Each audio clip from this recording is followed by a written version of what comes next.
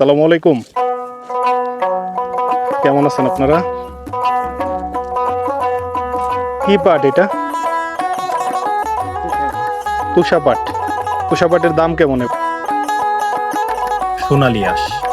সোনালী আঁশ বলতে মূলত পাটকে বোঝানো হয়। পৃথিবীতে যে কয়েকটি দেশে পাট উৎপাদন হয় তার মধ্যে বাংলাদেশ অন্যতম। পাট এই অঞ্চলের মানুষের শত বছরের ঐতিহ্য।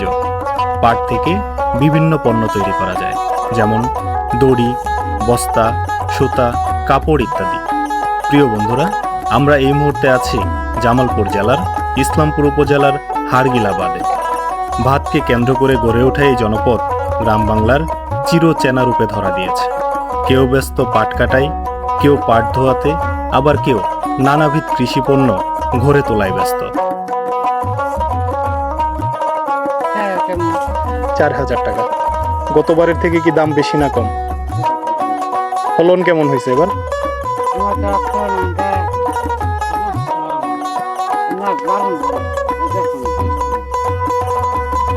এবার তো যতটুকু শুনলাম পাট ভালো হয়েছে।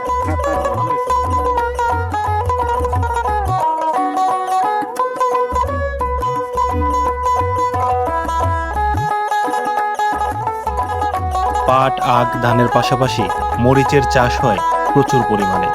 সবকিছু ছাপিয়ে প্রাকৃতিক সৌন্দর্যের এক অপার লীলাভূমি এই হাড়গিলা। একপাশে নদী, ওপারে গ্রামীণ জনপদ।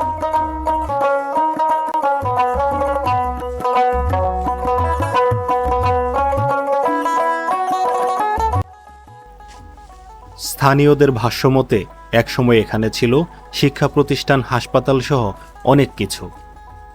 স্থানীয়রা আরও বলেছে এখানে একসময় অনেক বড় একটি বাজারের অস্তিত্ব ছিল, কিন্তু কালের বিবর্তনে নদীগর্ভে সবই বিলীন হয়ে গিয়েছে। এই বিলীন হওয়ার অনেক বছর পরে নতুন করে আবারও চর জেগেছে। স্বপ্ন দেখছে নদী পাড়ের মানুষগুলো।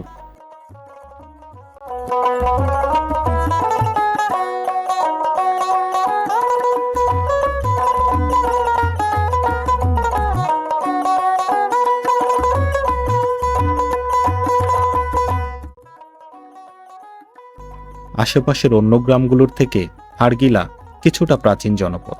নদীর উপর এই মানুষগুলো ওতপ্রোতভাবে জড়িত। নদীর কারণে এই মানুষগুলোর সব হারালেও নদীকে তারা ছেড়ে যায়নি, কারণ এই যমুনার সাথে রয়েছে তাদের বহু বছরের সম্পর্ক। যতবার নদীতে চর জেগেছে, নদীর উর্বরতা উজাড় করে দিয়েছে চরবাসীকে।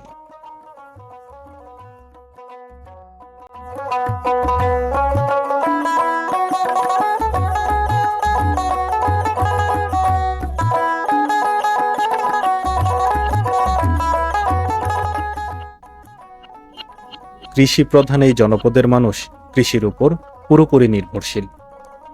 প্রিয় বন্ধুরা, আমরা পরবর্তী কোনো ভিডিওতে দেখানোর চেষ্টা করব হাড়গিলা বাদের মানুষের বিস্তারিত জীবনচিত্র। সে পর্যন্ত সকলে ভালো থাকবেন, সুস্থ থাকবেন। আল্লাহ হাফেজ।